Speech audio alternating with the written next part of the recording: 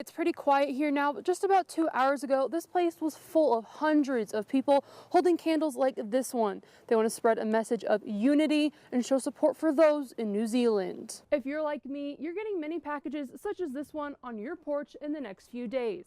With porch pirates stealing them, shipping companies are ensuring ways you get them in time for the holidays. With warm temperatures and rain melting much of the snow, the city tells me their next biggest concern is flooding. The sheriff's office says they aren't sure what happened at this residence behind me that led to the shooting. It's a very different scene now than it was several hours ago. This parking lot behind me was full of law enforcement vehicles and the street was closed off to traffic. Idahoans could elect their first female governor in Paulette Jordan. She would also be the nation's first Native American governor. Despite losing in most of their races last night, Idaho Democrats are not giving up just yet. If anyone is looking for any winter wonderland activities this winter season, they need to look no further than the LaBelle Lake Ice Palace in Rigby. I'm joined by my friends Smokey the Bear and Sparky the Fire Dog. Now over here we have kids running through this course. You can see a little boy about to pop out through the tunnel there.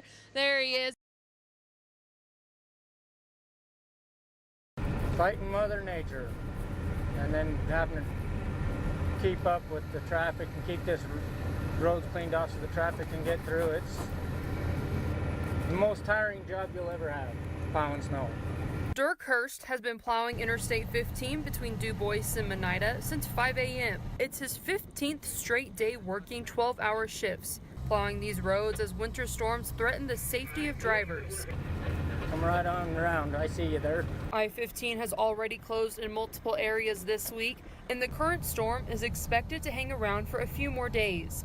While closing the interstate and highways can hinder the public's travel plans, the Idaho Transportation Department is always thinking about the safety of drivers. When we close the interstate though, or a highway or whatever, we don't go out there. We close it because it's too bad for traffic.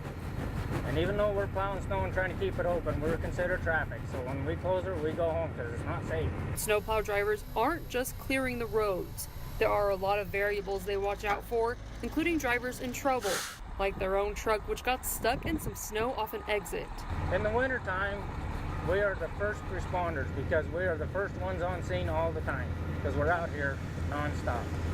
So if there's a wreck, slide off, we do stop, make sure there's no problems. If there's no problems, then we can call it in and get an officer up here to set on them until they can come out.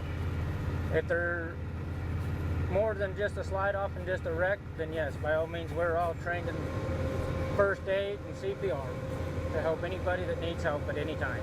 Snowplow drivers are on call 24 hours a day, 7 days a week during the winter. Despite the long hours and very few days off, Hurst says he loves the work. Watching that snow come out of the end of my shoe is the most awesomest thing in the world. And knowing that I'm doing the public a service by keeping this road safe for them to drive on. In Du Bois, I'm Katie Keleher.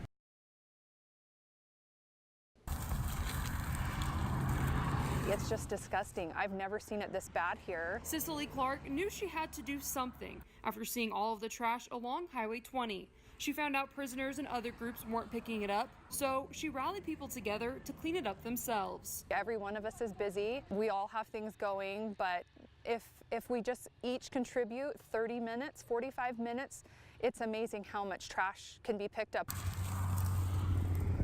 Monday was the fourth time in 2 weeks Clark and others were out on the highway picking up trash. She says they collected 55 bags on their first day and had 135 bags after the third day. They have had nearly 100 volunteers over the 4 days. The volunteers range in ages and are all on a mission to make the highway cleaner. I think it's good to clean up the roads so we can stop littering, because it's not a good thing, and when all the trash is on the road, it doesn't look good for any visitors or anyone who lives here. Clark is hoping to raise awareness about picking up trash from the highways and keeping Idaho clean for its citizens and visitors for years to come. We all have pride in our community. We love Idaho. We love what it offers as far as outdoor opportunities and the land, and I don't feel like maybe we're taking care of it as the way that we should. On Highway 20 near Rexburg, I'm Katie Keleher.